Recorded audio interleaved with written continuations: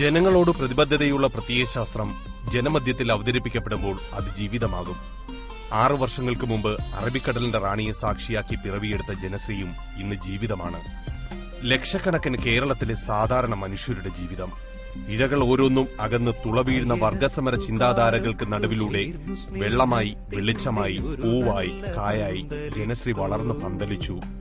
കേരളത്തിന്റെ നല്ല നാളെയുടെ സ്വപ്നങ്ങൾ ഇന്നു കാണുന്നവർക്ക് ഒഴിവാക്കാനാകാത്ത വിധം ജനകീയമായ ചുവടുകളുമായി ജനശ്രീ മുന്നേറുകയാണ്.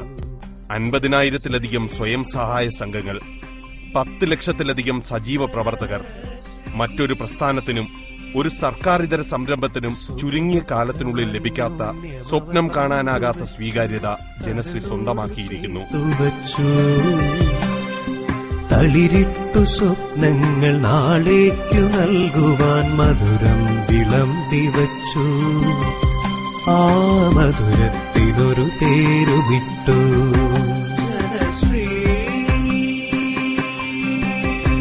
2007 ഫെബ്രുവരി 2 ജനശ്രീ എറണാകുളത്ത് ജനലക്ഷങ്ങളുടെ സാന്നിധ്യത്തിൽ പിച്ചവെച്ചു തുടങ്ങി. പരിപൂർണ ദാരിദ്ര്യ നിർമ്മാർജ്ജനം എന്ന മഹത്തായ ലക്ഷ്യം പ്രഖ്യാപിച്ച ജനശ്രീയെ മുള്ളുകൾ വിതറിയ പരവതാനി നൽകിയാണ് അന്നത്തെ ഇടതുപക്ഷ സർക്കാർ സ്വീകരിച്ചത്. നഷ്ടപ്പെടാൻ ഒന്നുമില്ലാത്ത നല്ല നാളേകൾ മാത്രം സ്വപ്നം കണ്ട ജനങ്ങൾ പക്ഷേ മുൾപരവതാനിയിലൂടെ അസാമാന്യമായ ഇച്ഛാശക്തിയോടെ ഒരുമിച്ച് മുന്നോട്ടു നീങ്ങി.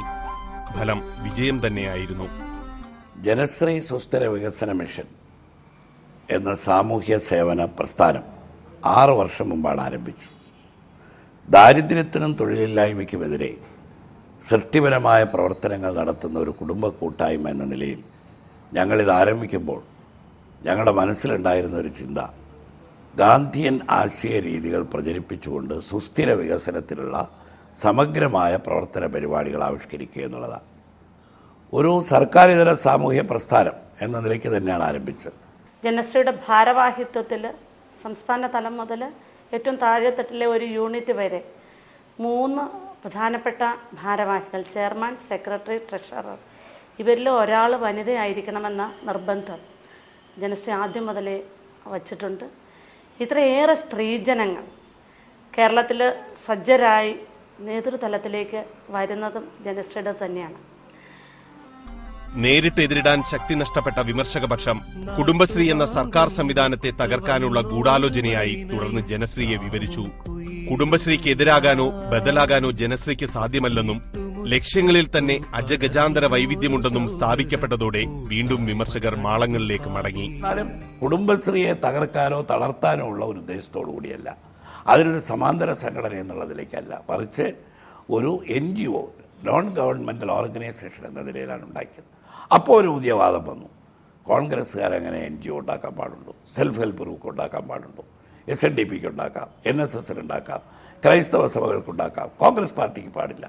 ഇത് കോൺഗ്രസ് പാർട്ടിയുടെ ഒരു പോഷക സംഘടനയായിട്ടല്ല ഞങ്ങൾ ഇതിൻ്റെ പ്രവർത്തനം തുടങ്ങിയിട്ടുള്ളത്. ഇത് യുണീക്കായിട്ടുള്ള ഒരു പ്രവർത്തനമാണ് ജനശ്രീയുടേത്.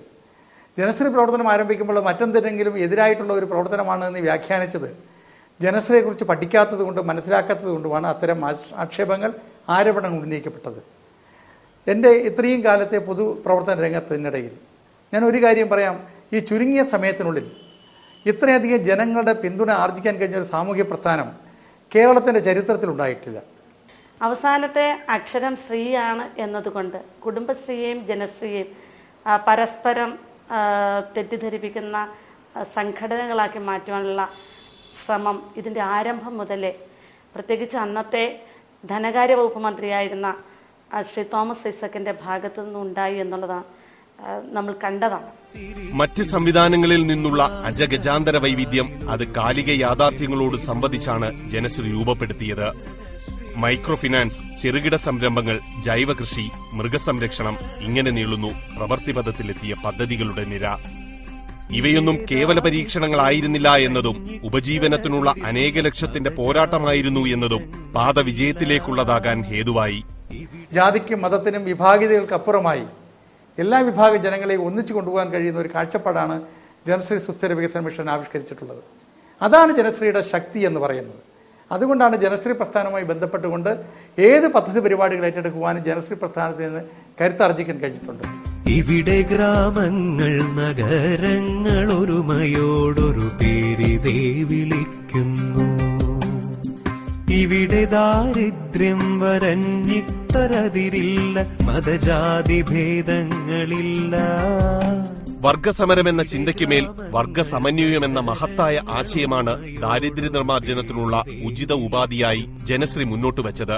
ദാരിദ്ര്യത്തിന് രേഖകൾ വരച്ച് ജനങ്ങളെ വേർപെടുത്തി ഭിന്നത ചിന്തിപ്പിക്കുന്നതിന് പകരം ഉള്ള രേഖകൾ മായ്ച്ചു കളഞ്ഞ് ഒന്നായി മുന്നോട്ട് നീങ്ങാൻ ജനശ്രീ അംഗങ്ങളോട് നിർദ്ദേശിച്ചു. സ്വാശ്രയ സംഘങ്ങൾ ആദ്യം തങ്ങൾക്കുള്ളതും പിന്നീട് നാടിനുള്ളതും സ്വന്തമാക്കി. പ്രകൃതിയെ മിത്രമായി പരിഗണിച്ച് ജൈവകൃഷിയുടെ ഉചിതമായ ഉദാഹരണങ്ങളും അനന്ത സാധ്യതകളും ജനശ്രീ കൂട്ടായ്മകൾ നാടാകെ വിതച്ചു കൊയ്തു. അലിവിന്റെ തണലും തണുപ്പും തരുന്നൊരാ പന്തലിനൊരു പേരുമിട്ടു.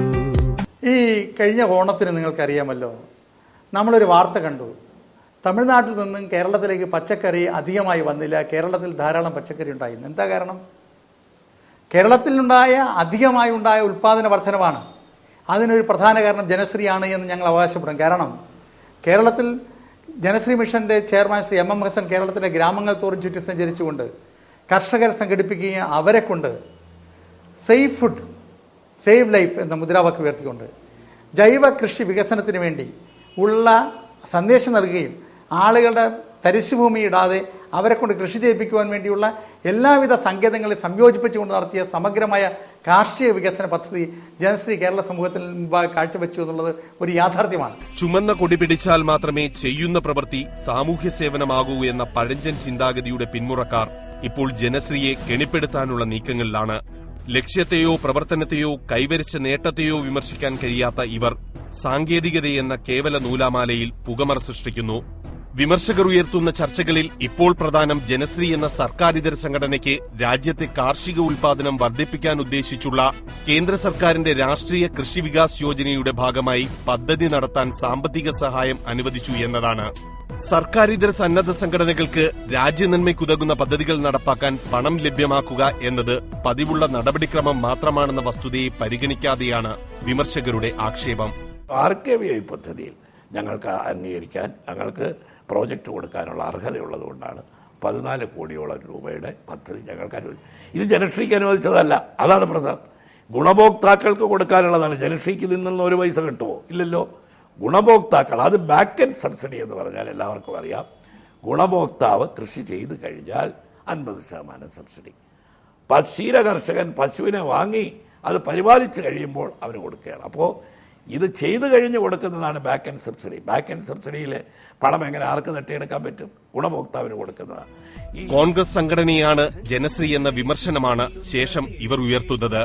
ജനശ്രീ ചാരിറ്റബിൾ സൊസൈറ്റീസ് ആക്ട് പ്രകാരം രജിസ്റ്റർ ചെയ്യപ്പെട്ട ഒരു സന്നദ്ധ സംഘടനയാണെന്ന യാഥാർത്ഥ്യം വിവാദങ്ങൾ ഉണ്ടാക്കുക എന്ന ലക്ഷ്യത്തോടെ മാത്രം വിമർശനം നടത്തുന്നവർ കണ്ടില്ലെന്ന് നടിക്കുന്നു. ജനശ്രീ എന്ന് പറയുന്നത് KPCCയുടെ ഒരു പോഷക സംഘടനയല്ല, കോൺഗ്രസ് പാർട്ടിയുടെ ഒരു പോഷക സംഘടനയല്ല. അത് ഒരു സ്വതന്ത്രമായ ഒരു NGO ആണ്, ഒരു നോൺ ഗവൺമെന്റൽ ഓർഗനൈസേഷനാണ്. അതിൽ കോൺഗ്രസുകാരായിട്ടുള്ളവരുണ്ട്, ഒരു പാർട്ടിയിലും ഇല്ലാത്തവരുണ്ട്. അത് വ്യത്യസ്തമായ നിലയിൽ പ്രവർത്തിക്കുന്ന ഒരു സംഘടനയാണ്. അവര് കേന്ദ്ര ഗവൺമെന്റിനോ സംസ്ഥാന ഗവൺമെന്റിനോ എന്തെങ്കിലും പ്രോജക്റ്റുകൾ കൊടുത്ത് അതിന് അനുവാദം വാങ്ങിച്ചാൽ അതിന് തെറ്റാണെന്ന് ഞാൻ കാണുന്നില്ല. കാരണം കേരളത്തിലും ഇന്ത്യയിലും 11ാം പഞ്ചവത്സര പദ്ധതി കാലം മുതൽ തന്നെ NGOസിനെ പ്രൊമോട്ട് ചെയ്യുന്ന ഒരു കാലമാണ്. ഇടതുപക്ഷാനുകൂല സന്നദ്ധ സംഘടനകളും ഈ മാർഗത്തിൽ കോടികൾ പ്രതിവർഷം കൈപ്പറ്റിയാണ് പ്രവർത്തിക്കുന്നതെന്ന യാഥാർത്ഥ്യം മറച്ചുവെക്കാനുള്ള ജനശ്രീ വിമർശകരുടെ ലക്ഷ്യം ഈ സാഹചര്യത്തിൽ ദുരൂഹമാണ്. കേരളത്തിൽ പൊളിറ്റിക്കൽ പാർട്ടികൾ നേതൃത്വം കൊടുക്കുന്ന NGOs ഉണ്ടല്ലോ, സാമൂഹ്യ സംഘടനകളെ വിട്, ആ പ്രശ്നം നമുക്ക് വേറെ ചർച്ച ചെയ്യാം. കേരളത്തിൽ പൊളിറ്റിക്കൽ പാർട്ടികൾ നേതൃത്വം കൊടുത്തുകൊണ്ടിരിക്കുന്ന, പൊളിറ്റിക്കൽ പാർട്ടിയുടെ നേതാക്കന്മാർ നേതൃത്വം നൽകിക്കൊണ്ടിരിക്കുന്ന NGOs ഉണ്ടല്ലോ, ആ കാറ്റഗറിയിൽ ശ്രീ MM ഹസന്റെ നേതൃത്വത്തിലുള്ള ജനശ്രീയെ കൂടി കൂട്ടിയാൽ മതി. അതുകൊണ്ട് ജനശ്രീക്ക് ഏതെങ്കിലും ഒരു പ്രോജക്റ്റിന് എന്തെങ്കിലും ഒരു ഗ്രാന്റ് കേന്ദ്രത്തിൽ സെൻട്രലി സ്പോൺസേഡ് സ്കീമിൽ ഉൾപ്പെടുത്തി കൊടുത്തുവെങ്കിൽ അതിനകത്ത് അപാകതകളൊന്നും കാണിയില്ല. അതൊന്നും അഴിമതിയൊന്നും അല്ല. ലക്ഷ്യം മാർഗത്തെ സാധൂകരിക്കുമെന്ന പാതയിലായിരുന്നില്ല ജനശ്രീയുടെ സഞ്ചാരം. ലക്ഷ്യം പോലെ തന്നെ മാർഗവും പ്രധാനപ്പെട്ടതായി ജനശ്രീ കണ്ടു. അതുകൊണ്ട് തന്നെ ഉയരുന്ന വിമർശനങ്ങൾക്ക് തെളിവ് സഹിതം ഉത്തരം ജനശ്രീ നിരത്തുന്നു. മൈക്രോ ഫിനാൻസ് വായ്പകൾ ലഭിച്ചു തുടങ്ങിയപ്പോൾ ജനശ്രീ തന്നെ ഒരു ബാങ്കിംഗ് ഇതര കമ്പനി രൂപീകരിച്ചു. അതാണ് ജനശ്രീ മൈക്രോഫിൻ. ഒരു 500-600 കോടി രൂപയുടെ ബാങ്ക് വായ്പ കാസർഗോഡ് മുതൽ പാറശാല വരെയുള്ള ജനശ്രീ സംഘങ്ങൾക്ക് ഈ 4 വർഷക്കാലത്തിനകം നേടിയെടുക്കാൻ കഴിഞ്ഞിട്ടുണ്ട്. ഈ കിട്ടിയ വായ്പകൾ വളരെ അപൂർവമാണ്. ഇപ്പം സാധാരണഗതിയിൽ ഈ കുടിശ്ശിക ഉണ്ടാവുക എന്ന് പറയുന്നത് ഇത്തരം വായ്പകളിൽ ഒരു സാധാരണ സംഭവമാണ്. പക്ഷേ വളരെ കുറഞ്ഞ തോതിൽ മാത്രമാണ് കുടിശ്ശികകളുള്ളത്. കുടിശ്ശികൾ ഉണ്ടായാൽ തന്നെ ജനശ്രീയുടെ സംഘടനാ സംവിധാനം ഉപയോഗിച്ചുകൊണ്ട് ശക്തമായ സാമൂഹ്യ സമ്മർദ്ദം ചെലുത്തി അത് പരിഹരിച്ച് മുമ്പോട്ട് പോവുകയാണ്. ഈ സന്ദർഭത്തിലാണ് ഞങ്ങൾ ഈ ജനശ്രീ സുസ്ഥിര വികസന മിഷൻ എന്ന് പറയുന്ന ഈ മാതൃപ്രസ്ഥാനത്തിൻ്റെ അനുബന്ധമായി മൈക്രോ ഫൈനാൻസിന് വേണ്ടി മാത്രം ഒരു നോൺ ബാങ്കിങ് ഫൈനാൻസ് കമ്പനി ഉണ്ടാക്കി. പറയാമല്ലോ, ആ നോൺ ബാങ്കിങ് ഫൈനാൻസ് കമ്പനി ഇന്ന് നല്ല നിലയിൽ പ്രവർത്തിക്കുകയാണ്. ജനശ്രീ സംഘങ്ങളിൽ നിന്നും 5 കോടി മൂലധനം സ്വരൂപിച്ചുണ്ടാക്കിയ ഈ സ്ഥാപനം കേരളത്തിലെ ആദ്യത്തെ community on non banking finance കമ്പനിയാണ്. സാമ്പത്തിക ക്രയവിക്രയത്തെ കൂടുതൽ സുതാര്യമാക്കാനുള്ള ഈ സംരംഭത്തെ മാതൃകയാക്കുന്നതിന് പകരം കേവല രാഷ്ട്രീയ പ്രേരിത ലക്ഷ്യങ്ങൾ വെച്ച് ആക്ഷേപിക്കുക എന്ന നയമാണ് ഇവിടെയും ഇടതുപക്ഷം സ്വീകരിച്ചത്. തോമസ് ഐസക് ഇതിന്റെ ഒരു നിരന്തരമായ വിമർശനം നടത്തിയ ആളാണ്. അദ്ദേഹം പറഞ്ഞു 1 കോടി ഏതാണ്ട് 99 ലക്ഷം രൂപയുടെ ഷെയറുകൾ ഇതിൻ്റെ ചെയർമാൻ ചീഫ് പ്രൊമോട്ടറായ എൻ്റെ പേരിലാണ്. അടിസ്ഥാനരഹിതമായിട്ടുള്ള ആക്ഷേപമാണ്. കാരണം അത് വെറും തെറ്റായ അദ്ദേഹം ബോധപൂർവം രാഷ്ട്രീയമായിട്ടുള്ള ഒരു പരിഗണനയുടെ അടിസ്ഥാനത്തിൽ ഉന്നയിക്കുന്ന ആരോപണമാണ്. കമ്പ്യൂട്ടറിനെ ചെകുത്താനെന്ന് വിളിച്ചവരുടെ പിന്മുറക്കാരും നല്ല മാതൃകകളെ അംഗീകരിക്കാനുള്ള മാനസിക നിലയിലേക്ക് വളർന്നിട്ടില്ല എന്ന് ഈ വിമർശനം വ്യക്തമാക്കുന്നു. ഇത് റിസർവ് ബാങ്കിൽ അപേക്ഷ സമർപ്പിക്കുമ്പോൾ 2 കോടി രൂപയുടെ ഷെയർ കൊണ്ടുവരാമെന്ന് വാഗ്ദാനം നൽകുകയാണ് ഈ രേഖയുടെ പ്രധാന ഉദ്ദേശം. അപ്പോൾ അത് ആർക്കാണ് കൊടുക്കുന്നത്? ഞങ്ങൾ 6-7 പ്രൊമോട്ടർമാരുണ്ട്, 7 പേരുടെ പേരിലാണ്. ഞാൻ 50,000 രൂപയാണ് അതിനകത്ത് എൻ്റെ ഓഹരിയായിട്ട് നൽകിയിട്ടുള്ളത്. മറ്റ് 6 പേരും കൂടി ചേർന്ന് 15,000 രൂപ. തുടങ്ങുമ്പോഴും ഇപ്പോഴും എപ്പോഴും ഈ 50,000 രൂപയുടെ ഓഹരി മാത്രമേ എൻ്റെ പേരിലുള്ളൂ. ബാക്കിയെല്ലാം ഈ വാഗ്ദാനം ചെയ്യപ്പെട്ടതാണ്. ജനശ്രീ അംഗങ്ങളിൽ നിന്ന് പിരിച്ചെടുത്ത തുകയാണ്. 5 കോടി രൂപയോളം ഇതിനുണ്ടായിട്ടുണ്ട്. അപ്പോൾ ഈ ആരോപണം ഉന്നയിച്ചപ്പോൾ ഞാൻ പറഞ്ഞു 50,000 രൂപയിൽ കൂടുതൽ 1 രൂപയെങ്കിലും എൻ്റേതായ ഷെയർ ഉണ്ടെന്ന് തെളിയിച്ചാൽ, ആരോപണം ഉന്നയിക്കുന്നവരാണല്ലോ തെളിയിക്കേണ്ടത്, തെളിയിച്ചാൽ ഞാൻ എൻ്റെ പൊതു പ്രവർത്തനം നിർത്താം എന്ന് ഞാൻ പറഞ്ഞു. അത് വാസ്തവത്തിൽ അപ്പോൾ പറഞ്ഞു ഇൻകോർപ്പറേറ്റ് ചെയ്ത അവസരത്തിലാണ്. അപ്പോൾ ഇങ്ങനെ ഈ വീണിടത്ത് കിടന്ന് ഉരുളുന്നത് പോലെ ആരോപണത്തിന് വേണ്ടി ആരോപണം ഉന്നയിക്കുകയാണ്. കമ്മ്യൂണിസ്റ്റ് ചിന്താഗതി അംഗീകരിക്കാത്ത വാദമാണ് സാങ്കേതികത. ജനശ്രീയുടെ നല്ല പോക്കിൽ ഹാലിളകിയ ബുദ്ധിജീവികളെന്ന മേനി നടിക്കുന്ന ഇടതു സഹയാത്രികർ കമ്മ്യൂണിസ്റ്റ് വിരുദ്ധമായ ഈ വാദമാണ് ജനശ്രീക്ക് മേൽ ഇപ്പോൾ ഉയർത്തുന്നത്. പക്ഷെ ഉയർത്തുന്ന വിമർശനങ്ങൾക്കെല്ലാം ഭദ്രമായ ഉത്തരം ജനശ്രീയുടെ പക്കലുണ്ട്. ഈ നോൺ ബാങ്കിംഗ് ഫൈനാൻസ് സ്ഥാപനം ഒരു കമ്മ്യൂണിറ്റി ബേസ്ഡ് ഓർഗനൈസേഷൻ എന്ന നിലയിലാണ് വിഭാവനം ചെയ്തിരിക്കുന്നത്. ഇത് മാർച്ച് മാസത്തിൽ ഇൻകോർപ്പറേറ്റ് ചെയ്യുമ്പോൾ അതിൻ്റെ ആർട്ടിക്കിൾസ് ഓഫ് എഗ്രിമെൻറ്റിലും മെമ്മോറാണ്ടം ഓഫ് അസോസിയേഷനിലും പറഞ്ഞിരിക്കുന്നത് ഇതിൻ്റെ ഓതറൈസ് ക്യാപിറ്റൽ 5 കോടിയും സബ്സ്ക്രൈബ് ക്യാപിറ്റൽ 2 കോടിയുമാണ്. ഈ 2 കോടി 7 പ്രൊമോട്ടർമാർ നിന്നുമായി സമാഹരിക്കും എന്നായിരുന്നു ആദ്യത്തെ ധാരണ. ഇത് പ്രകാരം 19,94,000 ഷെയറുകൾ കമ്പനിയുടെ ചെയർമാനായ ശ്രീ MM ഹസൻ്റെ പേരിലും ബാക്കി വരുന്നവ ഇതിൻ്റെ മറ്റു പ്രൊമോട്ടർമാരുടെ പേരിലുമായിരുന്നു ആദ്യമായി വിഭാവനം ചെയ്തിരുന്നത്. എന്നിരുന്നാൽ ഈ കമ്പനി ഇൻകോർപ്പറേറ്റ് ചെയ്ത് റിസർവ് ബാങ്ക് ഓഫ് ഇന്ത്യയിൽ ഒരു രജിസ്ട്രേഷന് വേണ്ടിയിട്ട് ആപ്ലിക്കേഷൻ സബ്മിറ്റ് ചെയ്യുന്നതിന് മുമ്പായി ഇതിൻ്റെ പ്രൊമോട്ടർമാർക്ക് സമാഹരിക്കാൻ കഴിഞ്ഞത് 65,000 രൂപ മാത്രമാണ്. അതിൽ ശ്രീ MM ഹസൻ്റെ ഷെയർ 50,000 രൂപയും ബാക്കിയുള്ള 6 പ്രൊമോട്ടർമാർ കൂടി 15,000 രൂപയുമാണ് സംഭരിച്ചത്. ഓഗസ്റ്റ് 2010 റിസർവ് ബാങ്ക് ഓഫ് ഇന്ത്യയിൽ NBFC രജിസ്ട്രേഷന് വേണ്ടിയുള്ള അപേക്ഷ സമർപ്പിക്കുന്നതിന് മുൻപ് തന്നെ ബാക്കിയുള്ള ഷെയറുകൾ 14 സ്വയം സഹായ സംഘങ്ങളുടെ ഫെഡറേഷനുകൾക്കായി ഇഷ്യൂ ചെയ്ത് നൽകുകയും അങ്ങനെ റിസർവ് ബാങ്കിൻ്റെ നിയമപ്രകാരം വേണ്ട മിനിമം തുകയായ 2 കോടിയിൽ പരം രൂപ ക്യാപിറ്റലായി സമാഹരിക്കാനും കഴിഞ്ഞിട്ടുണ്ട്. ഡോക്ടർ തോമസ് ഐസക്കിന്റെ ജനശ്രീ വിരോധം ജനശ്രീ പിറവിയെടുത്ത നാൾ മുതൽ തുടങ്ങിയിരുന്നു. പല ഘട്ടങ്ങളിലും ഈ സാമൂഹിക നവോത്ഥാന പ്രസ്ഥാനത്തെ ഇല്ലാതാക്കാൻ അദ്ദേഹം ആവുംവിധം ശ്രമിച്ചു.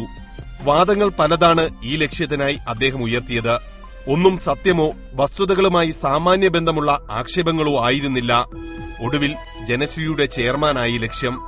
ജനശ്രീ മൈക്രോഫിന്നിലെ 99.7% ഓഹരികൾ MM ഹസന്റേതാണെന്നാണ് ഇപ്പോൾ ഉയർത്തുന്ന ആക്ഷേപം. കമ്പനി ലോ നിയമങ്ങൾ അനുസരിച്ചിട്ട് ഒരു കമ്പനി NBFC ആയി രജിസ്റ്റർ ചെയ്യപ്പെടുന്നതിന് 2 കോടി രൂപയെങ്കിലും മിനിമം പെയ്ഡ് അപ്പ് ക്യാപിറ്റലായി കാണിക്കേണ്ടതായിട്ടുണ്ട്. അതേസമയം കമ്പനി രജിസ്റ്റർ ചെയ്യുന്ന സമയത്ത് കമ്പനിയുടെ പ്രൊമോട്ടേഴ്സായിട്ടുള്ളവർ കമ്പനിയുടെ ഷെയറുകൾ സബ്സ്ക്രൈബ് ചെയ്യാം എന്നുള്ള ഒരു കമ്മിറ്റ്മെൻറ്റ് മാത്രമാണ് നൽകുന്നത്. അതിൽ ഒരു കാരണവശാലും പൈസയുടെ ഇടപാടുകൾ ഉണ്ടാകുന്നില്ല. ആ സമയത്ത് സബ്സിക്വൻ്റായിട്ട് മാത്രമാണ് ഈ സബ്സ്ക്രൈബേഴ്സ് അവർ എഗ്രി ചെയ്തിരിക്കുന്ന പൈസ കമ്പനിയിലെ ബാങ്ക് അക്കൗണ്ടുകളിലേക്ക് നിക്ഷേപിക്കേണ്ടത്. എന്നാൽ ജനശ്രീ മൈക്രോ ഫിനാൻസ് ലിമിറ്റഡ് എന്ന ഈ കമ്പനിയുടെ പേരിലേക്ക് സബ്സ്ക്രൈബേഴ്സായിട്ടുള്ള MM ഹസൻ അടക്കമുള്ള മറ്റ് ആറ് പേർ ചേർന്ന് കൊണ്ടുവന്നിരിക്കുന്നത് 65,000 രൂപയുടെ മാത്രം ഷെയറുകളാണ്. ബാക്കിയുള്ള 2 കോടി രൂപയുടെ ബാക്കിയുള്ള എമൗണ്ട് കൊണ്ടുവന്നിരിക്കുന്നത് ജനശ്രീ മൈക്രോ ഫിനാൻസ് എന്നുള്ള താഴെയുള്ള മ്യൂച്വൽ ബെനിഫിറ്റ് ട്രസ്റ്റുകളാണ് ഈ എമൗണ്ടുകൾ കമ്പനിയിലേക്ക് ക്യാപിറ്റലായിട്ട് കൊണ്ടുവന്നിരിക്കുന്നത്. ആ എമൗണ്ടുകൾ മുഴുവനായും ഈ ട്രസ്റ്റുകളുടെ പേരിൽ അലോട്ട് ചെയ്ത് കൊടുക്കപ്പെട്ടിട്ടുണ്ട്. തുടക്കം തൊട്ട് ഇന്നേ വരെ മിസ്റ്റർ MM ഹസൻ്റെ പേരിൽ ഒരു സമയത്ത് പോലും 50,000 രൂപയുടെ മുകളിലേക്ക് ഷെയർ ക്യാപിറ്റൽ പോയിട്ടില്ല. നേരത്തെ അറിയാൻ ശ്രമിക്കുന്നവർ അറിഞ്ഞതെല്ലാം തെറ്റായി പോയെന്നും ചരിത്രപരമായ വിഡ്ഢിത്തരമായിരുന്നെന്നും തിരുത്തി പറയുമെന്ന ജനശ്രീയുടെ ആത്മവിശ്വാസം അതുകൊണ്ട് തന്നെ ഈ സാഹചര്യത്തിൽ ഏറെ പ്രസക്തമാണ്. ഇത് ഞാൻ മനസ്സിലാക്കുന്ന വിഷയം, അതായത് കമ്പനി രജിസ്റ്റർ ചെയ്യുന്ന സമയത്ത് അദ്ദേഹത്തിൻ്റെ പേരിൽ 1,99,00,000 അദ്ദേഹത്തിൻ്റെ പേരിലാണ് എന്നാണ് പറഞ്ഞിരിക്കുന്നത്. കമ്പനി രജിസ്റ്റർ ചെയ്തത് ഞാനാണ്. ഒരു ചാർട്ടേഡ് അക്കൗണ്ടൻ്റ് എന്ന നിലയിൽ ഞാൻ തന്നെയാണ് എല്ലാ പ്രൊമോട്ടേഴ്സിൻ്റെയും സിഗ്നേച്ചർ വിറ്റ്നസ് ചെയ്ത് അറ്റസ്റ്റ് ചെയ്തിരിക്കുന്നത്. കമ്പനി ഇൻകോർപ്പറേറ്റ് ചെയ്യുമ്പോൾ ഈ പ്രൊമോട്ടേഴ്സ് ആദ്യം ഒരു കമ്മിറ്റ്മെൻറ്റ് കൊടുക്കണം. ഇത്രയും ഷെയർസ് ഞങ്ങൾ എടുത്തുകൊള്ളാമെന്ന്, സബ്സ്ക്രിപ്ഷൻ എന്ന് പറയുമെന്ന്. അതിന് പൈസ കൊണ്ടുവരേണ്ട കാര്യമില്ല. അപ്പോൾ ഈ കമ്പനി ജനശ്രീ മൈക്രോഫിൻ എന്ന കമ്പനി രജിസ്റ്റർ ചെയ്തിരിക്കുന്നത് 2 കോടി രൂപ ഓതറൈസ്ഡ് ക്യാപിറ്റൽ ആയി കാണിച്ചുകൊണ്ടാണ്. അതായത് നിങ്ങൾക്ക് കാലാകാലങ്ങളിൽ ഷെയർ ഇഷ്യൂ ചെയ്ത് 2 കോടി വരെ എത്താം. അത് കഴിഞ്ഞാൽ വീണ്ടും രജിസ്ട്രാർ ഓഫ് കമ്പനീസിൻ്റെ, അതായത് ഗവൺമെൻറ്റിൻ്റെ അനുവാദത്തിന് ശേഷമേ എമൗണ്ട് കൂട്ടാൻ പാടുള്ളൂ. ഇതാണ് ഈ ഓതറൈസ്ഡ് ക്യാപിറ്റൽ എന്ന് പറയുന്നത്. ഈ ഓതറൈസ്ഡ് ക്യാപിറ്റൽ ആദ്യം കൊണ്ടുവരുന്ന പൈസ ഈ കമ്പനിയുടെ ഇൻകോർപ്പറേഷൻ രജിസ്ട്രേഷന് വേണ്ടി ചിലപ്പോൾ 1,00,000 രൂപയോ 2,00,000 രൂപയോ 5,00,000 രൂപയോ ഒക്കെ ആയിരിക്കും ആദ്യം ആവശ്യം, മാക്സിമം. ഇത് കഴിഞ്ഞ് കമ്പനി ഇൻകോർപ്പറേറ്റ് ചെയ്തതിന് ശേഷം കമ്പനി ബാങ്ക് അക്കൗണ്ട് ഓപ്പൺ ചെയ്തതിന് ശേഷം മാത്രമാണ് പൈസ കമ്പനിയുടെ അക്കൗണ്ടിലേക്ക് ആരും തരുന്നത്, ഈ പറയുന്ന പ്രൊമോട്ടർ ഷെയർ ഹോൾഡേഴ്സ് ഉൾപ്പെടെ. അങ്ങനെ ശ്രീ MM ഹസൻ ഈ രജിസ്ട്രാർ ഓഫ് കമ്പനീസിൽ രജിസ്ട്രേഷന് കൊടുത്തിരിക്കുന്ന ഡോക്യുമെൻറ്റിൽ പറഞ്ഞിരിക്കുന്ന എന്താണ്? ഞാൻ അല്ലെങ്കിൽ ഞാൻ വഴി, അത് എടുത്തു പറയേണ്ട കാര്യമാണ്. 1,99,00,000 കൊണ്ടുവരാം എന്നാണ്. അതല്ലാതെ അദ്ദേഹം പൈസ കൊണ്ടുവന്നിട്ട് ഇല്ല, അന്നും കൊണ്ടുവന്നിട്ടില്ല. ഞാനിപ്പോഴും കമ്പനിയുടെ ഓഡിറ്ററാണ്, ഇപ്പോഴും അദ്ദേഹത്തിൻ്റെ പേരിൽ കൊണ്ടുവന്നിട്ടില്ല. കേരളത്തിലെ ജനങ്ങൾക്കറിയാമല്ലോ, ശാസ്ത്ര സാഹിത്യ പരിഷത്ത് CPMൻ്റെ സംഘടനയല്ലേ. എത്ര കോടി രൂപ ചിദംബരം ധനകാര്യമന്ത്രിയുടെ ബജറ്റിൽ പ്രഖ്യാപിച്ചു. സംസ്ഥാന ഗവൺമെൻറ്റിൽ നിന്ന് കേന്ദ്ര ഗവൺമെൻറ്റിൽ നിന്ന് എത്ര കോടിയാണ്? അതൊന്ന് ഒരു 8-10 കൊല്ലം ശാസ്ത്ര സാഹിത്യ പരിഷത്തിന് കിട്ടിയ ഗവൺമെൻറ് പദ്ധതികളുടെ തുകയൊന്ന് പ്രസിദ്ധീകരിക്കാമോ? എന്തിന്? ഈ RKV പദ്ധതിയിൽ നിരവധി സഹകരണ സംഘങ്ങൾ, എല്ലാം മാർക്സിസ്റ്റ് അനുഭാവമുള്ള സംഘടനകളുണ്ട്, അവർക്ക് കിട്ടിയിട്ടുണ്ട്. കേരളത്തിലെ സഹകരണ സംഘങ്ങൾ, അനേകം സഹകരണ ആശുപത്രികൾ, പരിയാരം മെഡിക്കൽ കോളേജ് തൊട്ട് AKG ആശുപത്രി തൊട്ട് എത്ര സഹകരണ പ്രസ്ഥാനങ്ങൾക്ക് മാർക്സിസ്റ്റ് പാർട്ടിയുടെ ഗവൺമെൻറ്റിൻ്റെ കാലത്ത് വാരിക്കോരി പണം കൊടുത്തു. E. നാരായണൻ നയിക്കുന്ന റബ്കോ, P. ജയരാജൻ നയിക്കുന്ന പാട്യം സർവീസ് സൊസൈറ്റി, അങ്ങനെ ഒട്ടനവധി കണ്ണൂരിലെ നിരവധി സംഘടനകൾ. അപ്പോൾ CPM നേതാക്കന്മാർക്ക് സർക്കാരിതര സംഘടനകൾ NGO ഉണ്ടാക്കാം, പദ്ധതി സമർപ്പിക്കാം, LDF ഗവൺമെൻറ്റിൻ്റെ കാലത്ത് പണം വാങ്ങാം, UDF ഗവൺമെൻറ്റിൻ്റെ കാലത്ത് പദ്ധതി സമർപ്പിച്ച് പദ്ധതി നേടിയെടുക്കാം, കേന്ദ്രത്തിൽ നടക്കുന്ന ഗവൺമെൻറ് UPA ഗവൺമെൻറ്റാണ്, അവിടെ കൊണ്ടുപോയി പദ്ധതികൾ വാങ്ങാം. അതിലൊന്നും ഒരു പൊളിറ്റിക്കൽ കറപ്ഷനുമില്ല. ജനശ്രീ പ്രസ്ഥാനത്തിന് 14 കോടി രൂപ അതും ഗുണഭോക്താക്കൾക്ക് കൊടുക്കാൻ അനുവദിക്കുന്ന പൊളിറ്റിക്കൽ കറപ്ഷനാണെന്ന് പറഞ്ഞാൽ ഇതെങ്ങനെ ജനങ്ങളെ ബോധ്യപ്പെടുത്താൻ കഴിയും? അത് പൂർണ്ണമായും രാഷ്ട്രീയമായ ഒരു വിദ്വേഷത്തിന്റെ ഫലമായിട്ടാണ്. സാധാരണക്കാരായ നിരവധി ലക്ഷങ്ങളുടെ ജീവിതമാണ് ഇന്ന് ജനശ്രീ. കേവല രാഷ്ട്രീയ താൽപര്യങ്ങൾക്ക് വേണ്ടിയുള്ള ആരോപണങ്ങൾ അതുതന്നെയാണ് ജനശ്രീയെ ബാധിക്കാത്തതും. ഏറ്റു ചൊല്ലിടുന്ന പേര് കേട്ടുവോ, ഏറ്റു ചൊല്ലിടുന്ന പേര് കേട്ടുവോ, ജനശ്രീ ജനശ്രീ ജനശ്രീ ജനശ്രീ. വരുന്ന കുറച്ചു വർഷം കൂടി ഈ വിധത്തിൽ ജനശ്രീയുടെ വളർച്ച തുടർന്നാൽ കേരളം വീണ്ടും ദൈവത്തിന്റെ സ്വന്തം നാടാകും. കള്ളപ്പറയും ചെറുനാഴിയുമില്ലാത്ത സമത്വ സുന്ദരമായ നാട്.